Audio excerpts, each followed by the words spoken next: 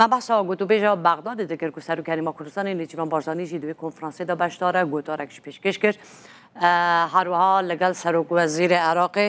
محمد شیعه سودانی جویا و زانیاری زیادتر امیر سبارت هم به گوتاری هم جوینه حلقه تعزیز لبغداد بدم حلقه جوینا نابرا سرو کریما کردستان و سرو وزیر عراق بداوی خاطیه یا نه بەڵێ سیمەتاوەکو ئێستا کۆبنەوەکە بەردەوامە لە دوای دیدار با بڵێن گفتوگۆی بەغدا کە نێچیروان بارزانی سەرۆکی هەرێمی کوردستان لەوێ خۆشی گوتارێکیە بوو باسی کۆمەڵێک کوردەکاری و بابەتی کرد دواتر بەرەو کۆشکی حکومی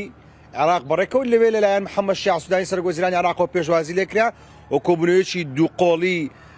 دەستی پێ کردووە ینی نزیک کاژێری دەبێت کۆبنەوەکە بەردەوامە لە کۆشکی حکومی ینی بە پێ و زانیارانەی کە دەستمان کەوتووە هەندێک کۆمەڵێک بابەتی گرنگ گفتوگویان لەبارەوە دەکرێت کە لە سەروی هەمویانەوە پرسی دەستپێکردنەوەی هەناردەی نەوتی کوردستانە ئەگەرچی با بڵین لە دوێنێکەوە لە زۆر شوێن ئەوە بڵاوەتەوە قسە لەسەرەوە دەکرێت کە ئەمریکا هەڕەشەی لە عێراق کردووە و داوای لە عێراق کردووە کە بە زووترین کات دەست بە هەناردەی نەوتی هەرێمی کوردستان بکاتەوە کەمێک پێشەستا ینی بەرپرسانی باڵای عێراقی و ڕایۆشکاری سەرۆکوەزیرانی عێراق ڕوونکردنەوەیان لەسەر بابەت داوە کە هیچ گوشارێک یا هیچ هەڕەشێک لەلایەن ئەمریکاوە لەسەر عێراق نییە بۆ دەستپێکردنەوەی نەوتی هەرێمی کوردستان بەڵام خۆیان ینی هەولێر و بەغدا بە پراکتیکیان عملیان دەستیان بە هەنگاوەکانی دەستپێکردنەوەی هەناردەی کوردستان کردووە ئەمە یەکێک لە تەوەرە سەرچەکانی نێو کۆبنەوەکەی نێوان نێچیروان بارزانی سەرۆکی هەرێمی کوردستان و محەممەد شیعە سودانی دەبێت کە ئەو ڕێوشێنانە تاوتۆ دەکەن بۆ دەستپێکردنەوەی هەناردەی نەوتی کوردستان وەزارەتی نەوتی عێراق و وەزارەتی ساوانە سروشتەکان ڕاستپەردراون بۆی کە ئەو گرفت و کێشە فەنیانەی کە هەن بە زووترین کات تەواوی بکەن وەکەوەی کە وەکو زانیاری لە وەزارەتی نەوتی عێراقش دەستمان کەوتووە چاوەڕوان دەکرێت کە مانگی داهاتوو جا ناوەڕاست یا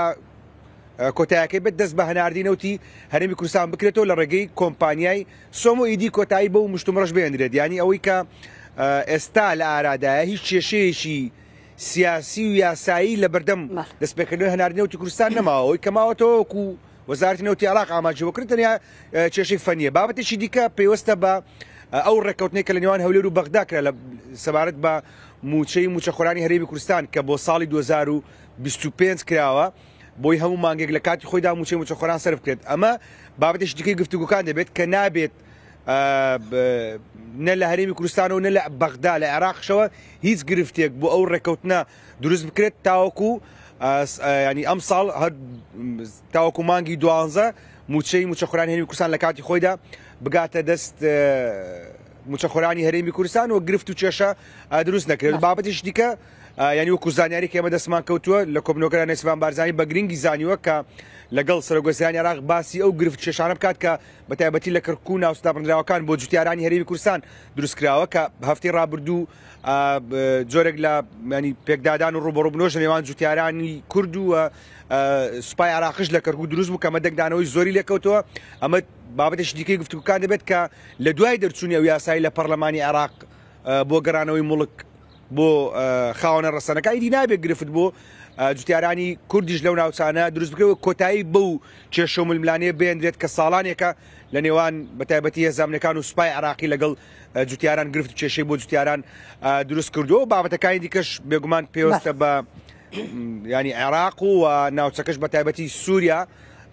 تەوەرەشی دیکەی گفتوگۆکانی نێوان سەرۆکی هەرێمی کوردستان و سەرۆکوەزیرانی عێراق دەبێت بێگومان سیما گەلەک سپاس بکەم هەرکەوت عەزیز نوچەگەرندا لە بەغداد لەگەڵ ما بوو